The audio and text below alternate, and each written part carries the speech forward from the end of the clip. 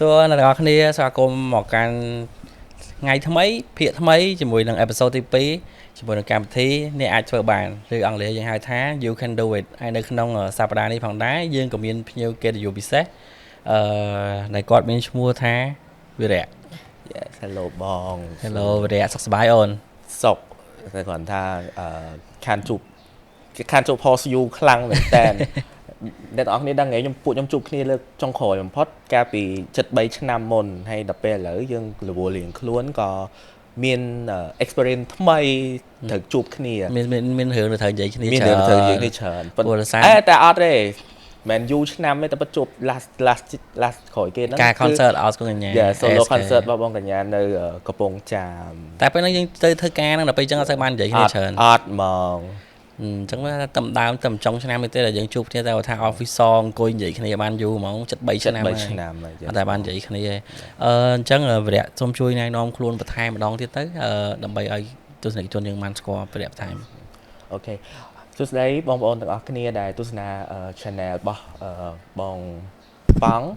ដែល nickname គាត់គឺបងប៉ង់ហើយខ្ញុំឧស្សាហ៍ហៅគាត់មែនតើហើយសួស្តីទាំងអស់គ្នាខ្ញុំរីករាយមែនតើដែលថ្ងៃនេះគឺបានចូលរួមចែកម្លែកនៅអីដែលជាការឆ្លងកាត់នៅជីវិតរបស់ខ្ញុំហើយ sharing ទៅជូនអ្នកទាំងអស់គ្នាហើយសូមណែនាំឈ្មោះខ្ញុំឈ្មោះវិរៈហើយដែល nickname គឺគេហៅអប្សរអញ្ចឹងណាដែលការងាររាល់ថ្ងៃគឺខ្ញុំជាអ្នករៀបចំការផលិតមួយនៅក្នុង Hongmi Group ហើយក៏ជាអ្នកគ្រប់គ្រងនិងអ្នកចាត់ការផ្ទាល់របស់អ្នកជំនាញម្នាក់គឺបងស្រី Vidinet អូខេវិរៈមុននឹងឈានចាប់ផ្ដើមមកដល់ចំណុចដែលវិរៈកំពុងធ្វើការរាល់ថ្ងៃហ្នឹងវិរៈធ្លាប់ឆ្លងកាត់ការងារអីគេខ្លះហើយវិរៈប្រើពេលប្រហែលឆ្នាំទៅនាំពេលមកដល់ចំណុចបច្ចុប្បន្នទៅដល់ពេលបច្ចុប្បន្នអាចនិយាយបានថាខ្ញុំប្រើពេលពីឆ្នាំ2019មកដែលការងារដំបូងរបស់ខ្ញុំហ្នឹងផ្ដើមចេញពីគ្រូបរិញ្ញាបត្រភាសាអង់គ្លេសដែលនៅក្នុងពេលហ្នឹងគឺខ្ញុំធ្វើការបដារៀនបដាដោយសារតែពេលហ្នឹងគឺវ៉ាកងហើយក៏បកទៅនិយាយពីពេលដែលខ្ញុំបញ្ចប់ថ្នាក់វិទ្យាល័យគឺខ្ញុំបន្តការសិក្សានៅក្នុងជំនាញ Architect និង Urbanism ដែលយើងអាចនិយាយបានខ្មែរថាជាស្ថាបត្យកម្មនិងនគររូបនីយកម្មនៅក្នុងសាកលវិទ្យាល័យ Norton ដែលនៅក្នុងពេលហ្នឹងការងារដំបូងដែលខ្ញុំទទួលបានប្រាក់ខែដំបូងគឺជាគ្រូបរិញ្ញាបត្រភាសាអង់គ្លេសនៅក្នុងសាលាឯកជនមួយនៅក្នុងក្រុងតាខ្មៅដែលពេលហ្នឹងផ្ដើមចេញពីការស្ដីបន្ទោសរបស់អ្នកផ្ទះទៀតដែលខ្ញុំសម្រេចចិត្តថាខ្ញុំត្រូវតែទៅធ្វើការនៅក្នុងពេលដែលវ៉ាកងហ្នឹងតែពិតខ្ញុំជាមនុស្សម្នាក់ដែលស្រឡាញ់នៅភាសាអង់គ្លេសខ្លាំងមែនទែនរហូតដល់ខ្ញុំរៀនតាំងពីអាយុ3ឆ្នាំរហូតមកដល់កម្រិតមួយថាថ្នាក់ទី9ម៉ាក់ក៏ឲ្យឈប់រៀនអីចឹងទៅប៉ុន្តែចូលទៅដល់ពេលហ្នឹងដូចជាចប់ហើយចប់វិទ្យាល័យឯងក៏អ្នកផ្ទះគាត់ថាខ្ញុំគិតថាបើខ្ញុំចង់រៀនតទៀតតែខ្ញុំគិតមិនដែរដោយសារមិត្តភ័ក្តិខ្ញុំហើយនិងមនុស្សជុំវិញខ្លួនខ្ញុំសុទ្ធតែធម្មតាបងដឹងស្រាប់ហើយពេលដែលគេរៀនសាកលវិទ្យាល័យគេត្រូវរៀនសាលាថ្លៃហាយexample ដូចជា ACE បញ្ញាសាស្ត្រអីចឹងយើងក៏លេខមិត្តភ័ក្តិមើលមិត្តភ័ក្តិយើងក្នុងថ្នាក់ហើយមិត្តរួមក្រុមអីចឹងណាអ្នកធ្លាប់រៀននៅវិទ្យាល័យមួយយើងពីមុនអត់ទេក្នុងសាកលហ្នឹងហ្មងខ្ញុំអត់ទៅមើលវិទ្យាល័យដោយសារហ្នឹងហើយដោយសារនៅវិទ្យាល័យខ្ញុំអាចនិយាយបានថាខ្ញុំជាសិស្សបកាយម្នាក់ប្រចាំសាលាហើយក៏យើងនឹកឃើញថាអូខេប៉ាក៏ឲ្យទៅរៀនតនៅណាទៀតទេមានន័យថាអង់គ្លេសគឺផ្ដាច់ហ្មងគាត់ថាយកពេលហ្នឹងទៅធ្វើការទៅពេលដែលយើងធ្វើការយើងអាចទទួលបានទាំងបទពិសោធន៍ទាំងលុយទៀតដោយសារពេលហ្នឹងគាត់ចង់ឲ្យយើងហ្នឹងជាមនុស្សដែលប្រឹងប្រែងដោយសារតែខ្ញុំកើតនៅក្នុងគ្រួសារមួយដែលចូលចិត្តឲ្យកូនមានភាពតស៊ូខុសពីគ្រួសារគេផ្សេងដែលអញនិយាយថាឲ្យលុយកូនចាយស្រួលតែណាមកណាដែលមានអ្នកផ្ទះចង់បានអីក៏ស្រួលប៉ុន្តែខ្ញុំអត់ទេប៉ុន្តែពេលប៉ានិយាយចឹងខ្ញុំខឹងខ្ញុំពិតជាខឹងមែនកាលពេលហ្នឹងខឹង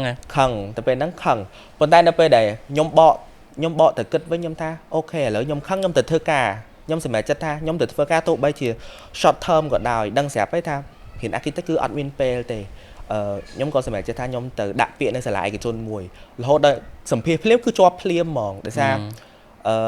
យើងគិតថាយើងមាន experience មានបទពិសោធន៍ហើយអត់ដែលមានអាជំនាញធ្វើការអីហ្នឹងឯងប៉ុន្តែយើងអាចនិយាយបានយើងធ្វើបានហើយបំណងប្រាថ្នាយើងចង់ខ្លាចជាគ្រូបរិញ្ញាបត្រចេះវិញដល់ពេលក៏ទៅសម្ភាសជាប់ចឹងបានធ្វើការហើយប្រាក់ខែដូចជារៀងហាយដែរនិយាយទៅខ្ញុំធ្វើការដំបូងអត់បានប្រាក់ខែក្រោម100ទេគេឲ្យបរិញ្ញាបត្រ full time បាន180 ធ្វើតែ full time អញ្ចឹងអនឡាញ manage រៀនមិនហង អត់ទេពេលហ្នឹងវ៉ាកងហើយបងពេលហ្នឹងរៀនវគ្គក៏អត់ដែរក៏អត់ទៅរៀនដែរ អូខេ គេទៅរៀនគ្រប់គ្នាអញ្ចឹងខ្ញុំអត់ទេខ្ញុំនៅធ្វើការហើយគេប្រាប់ថាបើអូនឯងថែមម៉ោងបរៀន part time 2ម៉ោងទៀតបានប្រាក់ខែ100ទៀតធ្វើទៀតគេបានប្រាក់ខែចិត្ត300ហ្មងឡង so high class ហ្មងណាហើយក៏ធ្វើបាន3ខែក៏ឈប់សិនទៅដោយសារបងដឹងស្រាប់ហើយ architect គឺអត់មានពេលសម្រាប់យើងអាចធ្វើការឲ្យបានច្រើនទេអញ្ចឹងយើង focus លើរៀនមួយថ្ងៃ8ម៉ោងហើយយប់ឡើងយើងធ្វើការងារសាលាទៀតអាហ្នឹងជាការងារដំបូងរបស់ខ្ញុំដែលផ្ដើមការងារដំបូងនោះផ្ដើមចេញពីការប៉ាឲ្យទៅធ្វើការងារ ឲ្យទៅអត់ហ្នឹងហើយអត់ឲ្យរៀនអីតឲ្យទៅរកការងារធ្វើអញ្ចឹងក៏ស្ដាប់តាមគាត់ប៉ុន្តែពេលដែលខ្ញុំធ្វើការខ្ញុំយកចំណេះរបស់ខ្ញុំទៅប្រើចេះជាងទៅរៀនទៀតអានេះបទពិសោធន៍ដែលយើងទទួលបានពីមជ្ឈដ្ឋានដែលយើងនៅធ្វើការ Yes បងអាចខែខ្លួនឯងអីរហូតដល់បន្តមកដូចជា COVID ហ្នឹងខ្ញុំរៀនរហូតដល់ឆ្នាំទី4ទី4វ៉ាកងហើយក៏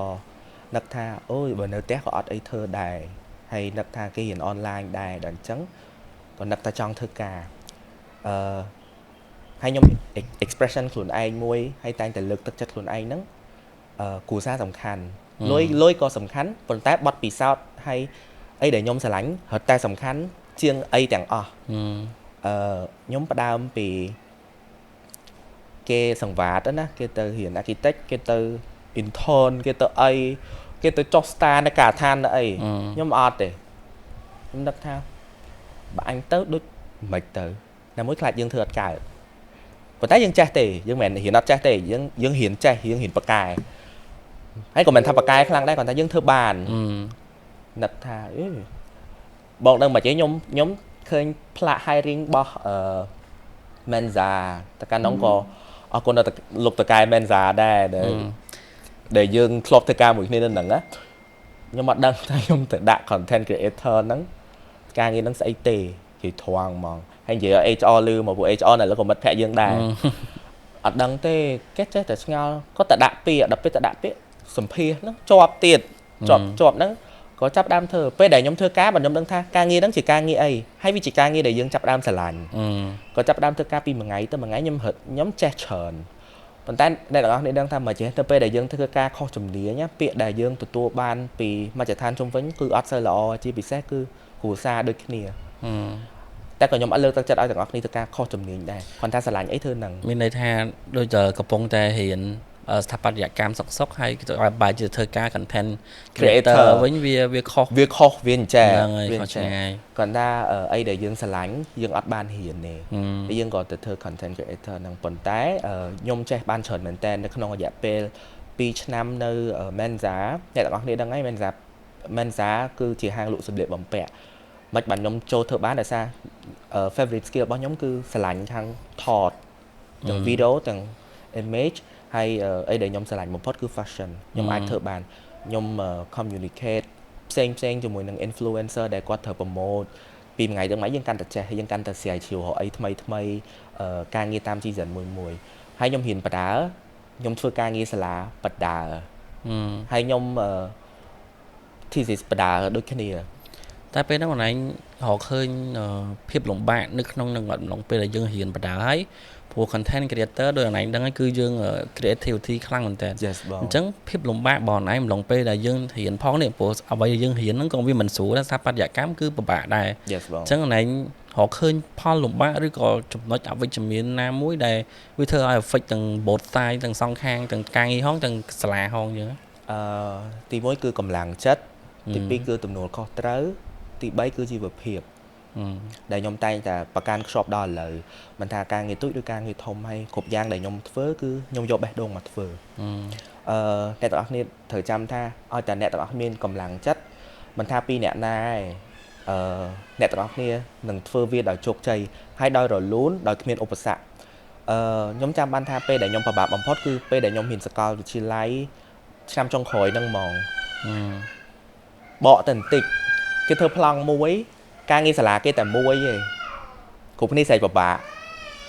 តែខ្ញុំធ្វើការងារសាលាម្ដង2នាក់ហើយក៏ខ្ញុំអត់បញ្ចេញឈ្មោះឬក៏ខ្ញុំអត់ show ថាគាត់ជាអ្នកណាដែរគាត់ថាជាស្រ័យដល់អ្នកគ្នាកូនអ្នកចិត្តខាងគាត់នេះ តែក្នុងនេះដូចលឺលឺអត់អីរៀលចឹងទៅខ្ញុំធ្វើការងារសាលាម្ដង2នាក់តាំងពីឆ្នាំទី2រហូតដល់រៀនចប់ហ្មងលោកគ្រូអ្នកគ្រូនៅសាលាគាត់ដឹងទៀតហើយដឹងគ្រូគាត់ដាក់តនកម្មខ្ញុំណាពេលខ្លះការងារសាលាមួយចឹងទៅគាត់ដឹងថាខាងនោះយើងធ្វើឲ្យគាត់គុណការងារយើងគាត់អត់គុណមានន័យថាអនឡាញទៅធ្វើឲ្យគេម្នាក់ទៀតអូហើយម្នាក់ទៀតហ្នឹងយើងធ្វើដោយបេះដូងធ្វើដោយកម្លាំងចិត្តធ្វើដោយក្តីស្រឡាញ់ហ្មងយើងធ្វើឲ្យគេហ្មងយើងធ្វើគេហ្មងនឹងថ្ងៃដែលខ្ញុំពិបាកខ្លាំងបំផុតហើយខ្ញុំនិយាយក្នុងវីដេអូហ្នឹងសង្ឃឹមថាគាត់លឺឲ្យបងនឹងកាត់ special scene ចោះព្រោះដោយសារឥឡូវហ្នឹងលឺថាគាត់ចិត្តការទៀតប៉ុន្តែនិយាយឲ្យបើកហងម្នាក់ហ្នឹងត្រូវជាមិនការជំនាន់ហ្នឹងនិយាយឲ្យដឹងហងអើយអត់ដឹងទេគ្រាន់ថាដល់ឥឡូវគាត់អត់ទាន់ដឹងច្បាស់ថាជាអីចឹងយើងមានចំណេះតំណងអីមួយឲ្យច្បាស់លាស់មួយគាត់ទេគ្រាន់តែពេលហ្នឹងគឺយើងប្រើចិត្តប្រើបេះដូងដើម្បីជួយគ្នាទៅវិញទៅមកពេលហ្នឹងហើយបងគេធ្វើតែម្នាក់គេពិបាកខ្ញុំធ្វើ12ហើយខ្ញុំធ្វើការទៀតហើយការងារខ្ញុំក៏អត់ស្រួលដែរបងដឹងស្រាប់ហើយធ្វើថតផងហើយពេលណាដែលអត់មានជាងថតពេលដែលបងរវល់ណាខ្ញុំត្រូវធ្វើទាំងអស់ហ្នឹងទៀតរហូតដល់ថ្ងៃខ្លះ content ផុសចង្ការមេជេក៏មានដែរណាចង្ការយកការងារសាលាមកធ្វើនៅកន្លែងធ្វើការក៏មេស្ដីឲ្យដែរឲ្យតែមេចាប់តាន់ប៉ុន្តែក៏អរគុណទឹកចិត្តគាត់ដែរដែលបន្តខ្ញុំរៀនដល់ចប់វាពិបាកមានថ្ងៃមួយដែលពិបាកបំផុតហើយជាពេលដែលខ្ញុំប៉ះពាល់ផ្លូវចិត្តដែរពេលដែលខ្ញុំកំពុងតែ on set ដូចជាថត mode ហើយគេប្រកាសលទ្ធផលแล้วណាតែពីរអ្នកហ្នឹងមានអ្នកណាជាប់មួយធ្លាក់មួយចេះដល់នេះខ្ញុំជាប់ប៉ុន្តែក៏ខ្ញុំត្រូវធ្វើអញ្ចឹងដែរដើម្បីវាជួយសម្រួលការងារខ្ញុំដោយសារយើងធ្វើការអញ្ចឹងអ្នកដែលជាប់និងអ្នកធ្លាក់គឺមានអត្ថប្រយោជន៍ហើយអ្នកដែលជាប់គេជាប់ណាគេធ្វើការងារគេឲ្យគេជាប់ហើយអញ្ចឹងដល់ពេលដល់វគ្គអ្នកធ្លាក់គឺយើងរួចខ្លួនដែរតែខ្ញុំអត់ទេខ្ញុំត្រូវធ្វើមិនឲ្យខ្ញុំជាប់សិនដោយសារខ្ញុំពេលដែលខ្ញុំជាប់ខ្ញុំធ្វើរបស់ខ្ញុំជាប់ខ្ញុំមានឱកាសធ្វើរបស់គាត់ព្រោះដោយសារខ្ញុំធ្វើការអនឡាញយល់មិញស្ដាប់ទៅរឿងនេះតិចតែគាត់អនឡាញមានចាំន័យថាពេលហ្នឹងប្រឹងធ្វើខ្លួនឯងជាប់សិនបើឡើងតែធ្វើពីរដឹងតែធ្លាក់ទាំងពីរហើយអញ្ចឹងគេ divide អញ្ចឹងអាហ្នឹង divide ចំពោះការងារសាលាណាដល់ divide ជាមួយការងារផ្ទះនិងការងារសាលាទៀតអាហ្នឹងគាត់តែធ្ងន់ម៉ាក់ខ្ញុំលក់កាទៀវម៉ាក់លក់កាទៀវលក់បាយហើយធម្មតាយើងព្រឹកល្ងាចយើងធ្វើការ8ម៉ោងយើងមកផ្ទះយើងធ្វើការងារសាលាដល់ភ្លឺខ្ញុំគេងម៉ោង4ខ្ញុំគេងបានតែ1ម៉ោងឯងរាល់ថ្ងៃម៉ោង5ខ្ញុំត្រូវក្រោកទៅទិញសាច់ទិញបន្លែឲ្យម៉ាក់មកលក់កាទៀវហើយរហូតដល់ខ្ញុំទ្រាំទ្រលែងបានខ្ញុំសុំមេថាបងសុំជួបតការម៉ោង9ដោយសារចកាដងវាឆ្ងាយអញ្ចឹងយើងក៏ធ្វើអញ្ចឹងទៅដើម្បីវាសម្រួលទាំងអស់គ្នាប៉ុន្តែអីដែលខ្ញុំជោគជ័យអ្នកទាំងអស់គ្នាដឹងថាខ្ញុំជោគជ័យបានជាប់សាណា architect ទាំង2នាក់ដែលគ្រប់គ្នាគិតថាវាពិបាកនៅពេលដែលខ្លួនឯងធ្វើតែម្នាក់ឯងណាវាពិបាកខ្លាំងតែពេលហ្នឹងម្លងពេលហ្នឹងបានជួយគេអត់ជួយដល់ជាប់ទាំងពីរជួយពេលហ្នឹងបងព្រោះបងពេលមិញអូនឯងនិយាយមិញបងគិតថាប្រហែលធ្លាក់មួយជាប់មួយឯងធ្លាក់ហើយគេធ្វើសងគាត់ធ្វើសងនៅពេលដែលធ្វើសងហ្នឹងគឺខ្ញុំជួយឲ្យខាងលើកទី2ហ្នឹងជាប់ហ្មងអញ្ចឹងខ្ញុំមានឱកាសបានច្រើនអញ្ចឹងshort out ទៅគាត់ដែរដោយសារតែឥឡូវនឹកថាយើងក៏មានរឿងល្អមួយគ្នាដែរហើយនៅពេលដែលចប់ក៏ពួកយើងមានការឆ្លោះទាស់តែងគ្នាអីខ្លះអញ្ចឹងឥឡូវក៏សម្រួលបានជាមិត្តភក្តិល្អនឹងគ្នាល្អវិញគ្នាអីដែលខ្ញុំធ្វើគឺសម្រាប់គាត់ហើយវាជាផ្លូវមួយដែលជូនទៅឲ្យគាត់មានភាពជោគជ័យអាហ្នឹងបកទៅកម្លាំងចិត្តអញ្ចឹងតមកដល់ទំនួលខុសត្រូវបងដឹងថាពេលដែលពិបាកបំផុតគឺនៅពេលដែលយើង divide វាអត់កើតហើយយើង stress យើងគេងអត់កើតយើងអត់បានគេយើងត្រូវមកធ្វើការយើងត្រូវអីក៏ហ្នឹងប៉ះពាល់ដែរប៉ុន្តែទំនួលខុសត្រូវសំខាន់បន្តរហូតមកដល់ជីវភាពអញ្ចឹងពេលដែលអ្នកទាំងអស់គ្នាក៏ដល់ជីវភាពនឹកថាជំនាន់ COVID គឺសម័យកាលដែលពិបាកបំផុតហើយអ្នកទាំងអស់គ្នារៀនផងធ្វើការផងគឺត្រូវការលុយអញ្ចឹងក៏មានការកាត់ប្រាក់ខែអញ្ចឹងណាប៉ុន្តែនៅពេលដែលអ្នកទាំងអស់គ្នានឹកថាជីវភាពអ្នកទាំងអស់គ្នាត្រូវតែធ្វើការបដារៀនបដាហើយខ្ញុំឲ្យកម្លាំងចិត្តអ្នកទាំងអស់គ្នាថាពេលដែលអ្នកទាំងអស់គ្នាធ្វើបែបហ្នឹងអ្នកទាំងអស់គ្នានឹងជោគជ័យទាំងអស់ហើយនៅពេលដែលអ្នកទាំងអស់គ្នារៀនចប់អ្នកទាំងអស់គ្នានឹងរកផ្លូវខ្លួនឯងឃើញបានបន្តទៀតខ្ញុំបញ្ចប់នៅពេលដែលខ្ញុំរៀនចប់ខ្ញុំក៏សម្រេចចិត្តថាខ្ញុំចង់ផ្លាស់ប្ដូរ experience ទៅធ្វើជាអីផ្សេងបន្តពីការងារជា content creator និងជា content រហូតដល់មេឡើងតំណែងជា content director direct នៅក្នុង company មួយនឹងអាចនិយាយបានថាជា part ធំនៃ marketing របស់ក្រុមហ៊ុនបន្តមកខ្ញុំក៏សម្រេចចិត្តថាខ្ញុំត្រូវផ្លាស់ប្ដូរខ្លួនឯងទៅជា digital marketing ហើយអ្នកទាំងអស់គ្នាដឹងថាម៉េចទេពេលដែលខ្ញុំចូល digital marketing នៅក្នុងក្រុមហ៊ុនអាហារដ៏ធំមួយប្រចាំស្រុកខ្មែរគឺគេបើក brand មកឲ្យយើងកាន់ហ្មងខ្ញុំផ្នែក slur ខ្ញុំអត់ដឹងថាខ្ញុំត្រូវធ្វើអីសូម្បីពេលសម្ភាសហ្នឹងនិយាយដោយស្មោះត្រង់ទៅមើលយើងទិញអស់ហើយណាអា strategy អីហ្នឹងទិញ ប៉ុន្តែអីដែលយើងស្រឡាញ់យើងធ្វើឲ្យបានរហូតដល់បន្តមកខ្ញុំមានរឿងមួយដែលអាចថាជាភាពចៃដន្យតើណា expect ថានឹងបានមកដល់ហ្នឹងអត់ទេអត់ expect ទេជំហានរាល់ថ្ងៃខ្ញុំមិនដែរ expect ទេប៉ុន្តែវាជា goal ដៅមួយយើងអត់ expect ប៉ុន្តែយើងមាន target យើងមាន target ដូចខ្ញុំតែងតែប្រាប់អ្នកទាំងអស់គ្នាជាពិសេសអ្នកធ្វើការមួយខ្ញុំដឹងហើយពេលដែលខ្ញុំធ្វើការមិនសារខ្ញុំប្រាថ្នាចង់ធ្វើការនៅក្នុងក្រុមហ៊ុនរស្មីហងមាសដឹងដោយសារតែកម្លាំងចិត្តមួយគឺខ្ញុំមាន idol ឬក៏មនុស្សដែលខ្ញុំស្រឡាញ់ហើយវីដេអូហ្នឹងសង្ឃឹមថាបងអរគុណកញ្ញាបានឃើញដូចគ្នាប្រាថ្នាចង់ធ្វើការមួយគាត់បងដឹងមកជិះរហូតដល់មានអ្នកនិយាយថាអត់ទេខ្ញុំសូមកាត់មួយអ្នកនរគ្នាកាលហ្នឹងហើយខ្ញុំនៅធ្វើការខ្ញុំខាងថតហើយខាង graphic អីចឹងទៅគាត់ខាង content ហ្នឹងទៅហើយទៅពេលម៉ោងបាយហើយគឺបត់អស់សុំកញ្ញាគឺគាត់ចាក់មកហើយជាភាសាបត់ bad boy ហ្នឹង bad boy អាយស្គៀនអូលាក់ស៊ីសាហាវហ្មងខ្ញុំស្ដាប់ធម្មតាបានប៉ុន្តែវាចូលលក្ខណៈមិនធម្មតាគឺគាត់បន្តិចចាក់បត់ផ្សេង3បត់គឺដល់បត់ហ្នឹងបត់ផ្សេងបត់គឺដល់បត់ហ្នឹងគឺមួយថ្ងៃគឺអាចលឺបត់ហ្នឹងរយៈពេល10ដងខ្ញុំចេះច្រៀងហ្មងបត់ហ្នឹង Yes ហ្នឹងហើយតមកចឹងទៅឈប់អនឡាញទីកាមទៀតមកកុំឲ្យណៃនិយាយឆ្ងាយទៀតមកចេះមកមុខចេះអូខេហើយកាច់វាបាយមកមុខណៃទៀតហើយហ្នឹងគាត់គឺជាកម្លាំងចិត្តដ៏ធំហើយជំរុញឲ្យតែខ្ញុំក៏អត់មានបំណងថាថ្ងៃណាមួយខ្ញុំនឹងបានចូលទៅការហងមីហើយបាននៅក្បែរគាត់ដែរដោយសារធម្មតាពេលដែលគាត់ច្រៀងក៏ខ្ញុំសើបានទៅមើលដែរខ្ញុំទៅភាគច្រើនគេទៅរបៀប fan មុខឆាក concert អីចឹងហ៎មីខ្ញុំនេះទៅរបៀបកន្លែងផឹកស៊ីទៅផាប់ទៅ club អីចឹងដែរគាត់ឲ្យតែមានគាត់ច្រៀងខ្ញុំទៅហើយគេទៅកន្លែង high ដោយសារយើងរៀងលយដែរតែក៏មិនក្មេងចូលចិត្តផឹកស៊ីទេគ្រាន់តែយើងទៅមើលគាត់នៅក្នុងកន្លែងអញ្ចឹងដោយសារយើង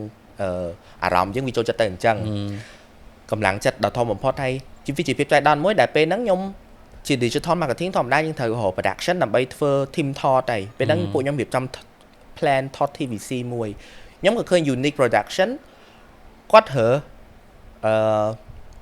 production coordinator ថាដឹង coordinator ហ្នឹងធ្វើអីទៀតអូយការងារខ្ញុំមិនដឹងធ្វើអីទេអត់ដឹងធ្វើអីទេប៉ុន្តែទៅ research មើលណាទៅ search coordinator ហ្នឹងធ្វើស្អីគេអូគេ research មកប៉ធ្វើមិនចឹងគេថាអូការងារអញចង់ធ្វើតាដាក់ពាក្យសម្ភាសប៉ុកជាប់ណាហើយអភិនិហាជាប់ប៉ការងារដំបូងគេថត TVC មួយមីណាថាអញលយអញបានធ្វើការងារអញឆ្លាញ់គេធ្វើពីមួយថ្ងៃទៅមួយថ្ងៃរហូតជួបអ្នកនេះអ្នកនោះវាចាប់ផ្ដើមស៊ាំមួយជួបអ្នកសិល្បៈឯងប៉ុន្តែក៏អារម្មណ៍នៅតែចង់ធ្វើការមួយបងញាដូចគ្នាឯណាអារម្មណ៍ខ្ញុំក្នុងចិត្តថាថ្ងៃណាបានធ្វើការមួយ idol ហើយចេះ pick project ពេលណាក៏អូយថ្ងៃណាបានធ្វើការមួយអរគុណកញ្ញាទេអញមានថ្ងៃមួយclient ខាងកង់គាត់ទៅសម្រាប់ Charlie ហើយបានមកខួបទេគេឲ្យ search យកអ្នក promote តែ BA ខ្ញុំ search បងមុំហើយគាត់ search ប៉អូយធ្វើមកឆែកទៅនេះបានលេខទៅណាបានលេខមកចុះអញឆាតទៅគាត់មិនឆាតទៅអត់ reply ទេចុះដឹងស្រាប់ហើយធម្មតាគាត់មិនស្គាល់យើងគាត់មិន reply បានលេខយើងតេទៅបងជំរាបសួរគាត់ឡូហ្នឹងណា surprise ឡើងហោះឡើងពេញកន្លែងធ្វើការមេចាប់ដើមរៀងថាតែគាត់ខ្ញុំឆ្លាញ់មេខ្ញុំនៅ Unique Production ទាំងពីរគាត់ប្រៀបបានដូចជាបងប្រុសបងស្រីខ្ញុំចឹងគាត់ស្ដាប់អីដែលយើងចង់ហើយគាត់ push យើងឲ្យយើងសម្រេចក្តីប្រាថ្នាបានច្រើនមែនទែនខ្ញុំបានធ្វើការជាមួយមនុស្សល្បីឬក៏ខ្ញុំបានធ្វើជាអាចនិយាយថាយើងជំនួយការ CEO គាត់ដែរហ្នឹងហើយអញ្ចឹងយើងអាចយល់ពីអីបានគាត់ច្រើនហើយគាត់ទូមានយើងច្រើននៅក្នុងវិស័យ production ហ្នឹងខ្ញុំយល់ច្បាស់យល់ច្រើនមែនតើរហូតដល់ខ្ញុំធ្វើការនៅក្នុងបានជិត3ឆ្នាំខ្ញុំឆ្លងកាត់អាហ្នឹងក៏ជាថាយើងចាប់ដើមជោគជ័យបានមួយផ្នែកហើយពេលខ្លះខ្ញុំគេងខ្ញុំតែងតែគិតថាជំហានដែលខ្ញុំដើរវាឆ្ងាយមកហើយអ្នកគ្រប់គ្នាពេលដែលខ្ញុំទៅសាលាតែនិយាយសួរថាមិនបានអត់បកទៅ architect វិញអញ្ចឹងហើយខ្ញុំក៏ចម្លើយទៅខ្ញុំប្រាប់ថាខ្ញុំធ្វើតាមក្តីសម័យរហូតដល់មានថ្ងៃមួយដែលក្រុមហ៊ុនហងមាសគាត់រើសបុគ្គលិកហើយខ្ញុំចេះតែតែងតែស្ដាប់គិតថាបើថ្ងៃណាមួយអញបានចូលអញមិនអីមិនអញ្ចឹងខ្ញុំសម្ភាសជាប់មែនបែរនៅអារម្មណ៍ខ្ញុំមិនចេះអារម្មណ៍ខ្ញុំរំភើបខ្លាំងបំផុតពេលដែលខ្ញុំទៅចុះកុងត្រាដល់វា3ឆ្នាំដំបូងហ្នឹងណាកាលពី7 ឆ្នាំមុនរំភើបណាសប្បាយហើយក៏គិតទៀតណាអញឯណាបានធ្វើការមួយបងកញ្ញាចូលធ្វើការបានមួយអាទិត្យជួបបងញ៉ានៅមុខក្រុមហ៊ុនហ្នឹងណារំភើបមួយសា មានអាថ្ងៃរំ ប៉ុ ភើប ន្តែបកក្រោយទៀតអាកន្លែងមុនហ្នឹងដែលណែ check មួយគាត់រឿងថតប្រម៉ូទហ្នឹងអត់បាននេះទេឬក៏បាន អត់បាន ជួបគ្នាទេ អត់បានជួបគ្នាទេ អូ ចាស់ អូខេ check ដោយសារតែយើងដឹងស្រាប់ហើយទៅការក្នុងវិស័យហ្នឹង client ពេលខ្លះគាត់ធ្វើ production ផ្សេងឬក៏មិនយើងអត់ដឹងទេប៉ុន្តែដោយសារខ្ញុំអត់បានចាំតែពេលហ្នឹងមិនទៀតក៏អត់បានជួបគ្នាបានទៅការមួយគ្នាក៏នៅរហូតហើយតមកដល់ជំហានដែលពេលខ្ញុំចូលហងមាសក៏ខ្ញុំបានជួបធ្វើការតាមក្តីសម័យអញ្ចឹងទៅក៏បានធ្វើរឿងធ្វើអីផ្សេងអញ្ចឹងទៅក៏ចាប់បានមានឱកាសបានធ្វើការមួយគាត់ហើយនៅពេលដែលខ្ញុំជាផ្នែកមួយថានិយាយថាផ្នែកទូចមួយចាស់នៃ solo concert គាត់អារម្មណ៍ខ្ញុំរត់តែរំភើបជាងអីផ្សេងទៀតដោយសារខ្ញុំគិតថាខ្ញុំសំណាងខ្ញុំបានធ្វើការមួយមនុស្សដែលខ្ញុំស្រឡាញ់ហើយគ្រប់យ៉ាងដែលខ្ញុំធ្វើគឺខ្ញុំប្រើបេះដូងទៅធ្វើការពេលដែល solo concert ហ្នឹងគឺពេលដែលខ្ញុំសប្បាយចិត្តនិងរីករាយបំផុតដែលខ្ញុំជាផ្នែកមួយនៅក្នុង solo concert ហើយខ្ញុំអាចទទួល experience ថ្មីដោយសារតែបងឡើងស្រាប់ហើយខ្ញុំធ្វើខាងនោះពីច្រើនតាកុនជាមួយនឹងជំនាញហើយដល់ពេលដែលខ្ញុំបានផ្លាស់ប្ដូរ experience ទៅធ្វើខាង concert ហើយវាជា first solo concert គាត់ដំបូងទៀតខ្ញុំតែសប្បាយចិត្តអញ្ចឹងពេលហ្នឹងលើកទី1ដែលណែចូលទៅផ្នែក concert ហ្នឹងត្រូវអត់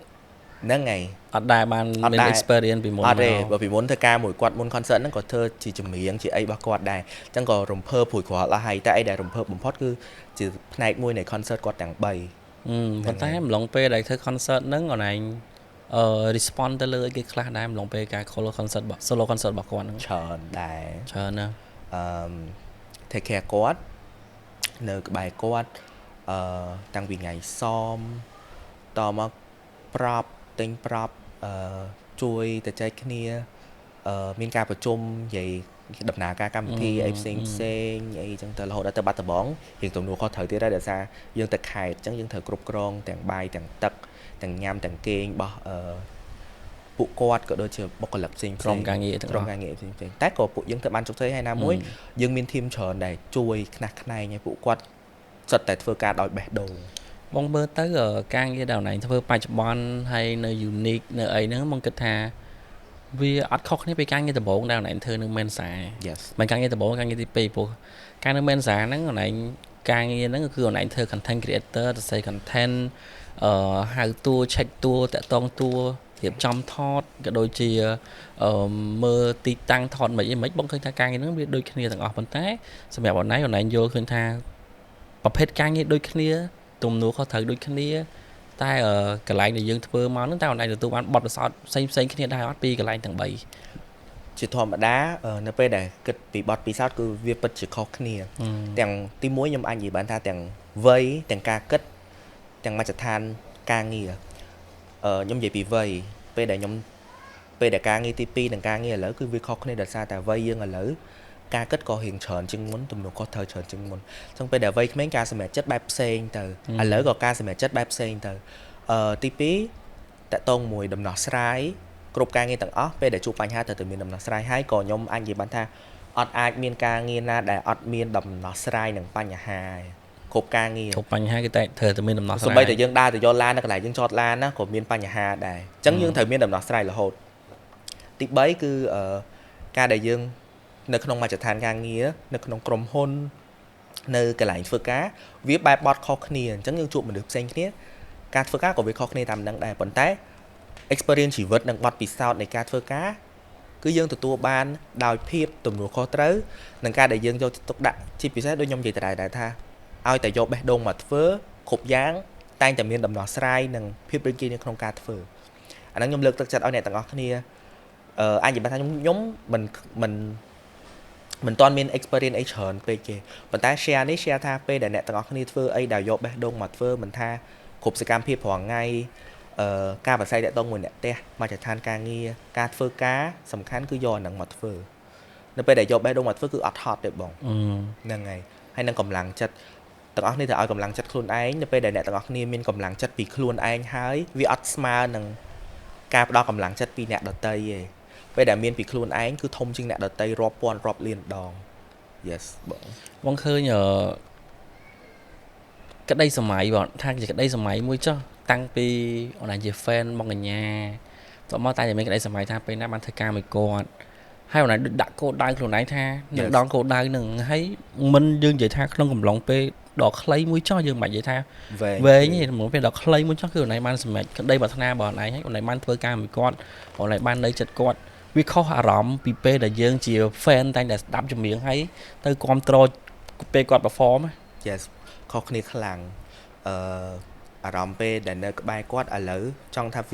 វាជាក្តីសម័យមួយ complete ដែរអារម្មណ៍បានធ្វើការមួយគាត់ក៏ complete ដូចគ្នាអញ្ចឹងខ្ញុំជោគជ័យបានរឿងអស់ហ្នឹងហើយប៉ុន្តែបើគិតអារម្មណ៍ឥឡូវគាត់ឡើងជា idol គាត់ទៅជាបងស្រីម្នាក់ដែលតែងតែមានដំបូងមានល្អសម្រាប់ខ្ញុំអាហ្នឹងសម្រាប់ខ្ញុំហើយគាត់ក៏ជាមនុស្សម្នាក់ដែលផ្ដល់សេចក្តីសុខក៏ដូចជាពាក្យល្អៗឲ្យមនុស្សជុំវិញខ្លួនដែលស្វែងអ្នកទាំងអស់គ្នាតែងតែមើលពីភាពវិជ្ជមានរបស់គាត់ការដែលគ្រប់គ្នាដើរតាមគាត់ដោយសារគាត់ជាមនុស្សដែលសាបព្រោះនៅភាពវិជ្ជមានដល់មនុស្សជុំវិញខ្លួន yes ហើយពេលដែលធម្មតាពេលដែលយើងនៅមនុស្សដែលនៅក្បែរមនុស្សដែលយើងស្រឡាញ់មិនថាតែជា idol ឬក៏អ្នកណាឯងពេលដែលនៅក្បែរមនុស្សដែលខ្លួនស្រឡាញ់តែងតែទទួលបានកម្លាំងចិត្តហើយនឹងភាពមិនហត់នឿយ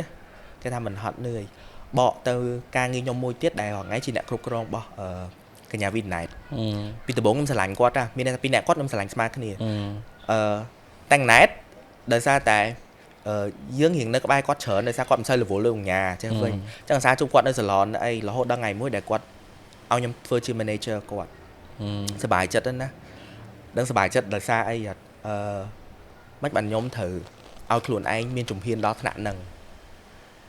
ទំនួលខុសត្រូវក៏ត្រូវមានសម្រាប់គាត់ការងាររបស់គាត់យើងត្រូវ handle តែសប្បាយចិត្តដោយសារយើងជាផ្នែកមួយនៃការគ្រប់គ្រងរបស់មនុស្សដែលយើងធ្លាប់ស្រឡាញ់មនុស្សដែលយើងធ្លាប់គ្រប់គ្រងរហូតដល់ឥឡូវអារម្មណ៍ខ្ញុំឡើងជាអ្នកគ្រប់គ្រងគាត់ពេញទំហឹងហើយខ្ញុំទៅជា best friend ឬក៏អ្នកដែលនៅក្បែរគាត់គ្រប់ពេលដែលគាត់បាក់ទឹកចិត្តនឹងត្រូវការអញ្ចឹងអាចនិយាយបានថាសង្ខេបមកយ៉ាងខ្លីគ្រប់គ្នានៅពេលដែលអ្នកទាំងអស់គ្នាមានអារម្មណ៍ថាអ្នកទាំងអស់គ្នាជោគជ័យរឿងអីមួយហើយ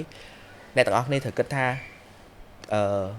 មកពីអីមកពីអ្នកទាំងអស់គ្នាមានកម្លាំងចិត្តពីខ្លួនឯងអញ្ចឹងចូលឲ្យកម្លាំងចិត្តខ្លួនឯងកុំដាក់ target ឲ្យខ្លួនឯងខ្ពស់ពេកគិតអីដែលយើងគិតថាយើងធ្វើបាន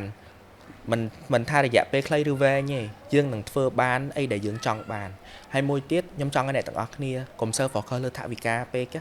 ព្រោះខ្ញុំមានអារម្មណ៍ថាយុវជនសម័យឥឡូវហើយនិងសម័យខ្ញុំនៅរៀនគឺខុសគ្នាមនុស្សខ្ញុំធ្វើការដែលគិតថវិកានិយាយត្រង់ខ្ញុំធ្វើការដោយយកអារម្មណ៍យកបេះដូងយកក្តីស្រឡាញ់ដែលខ្ញុំយកមកធ្វើតែច្រើននេះខ្ញុំធ្វើហើយ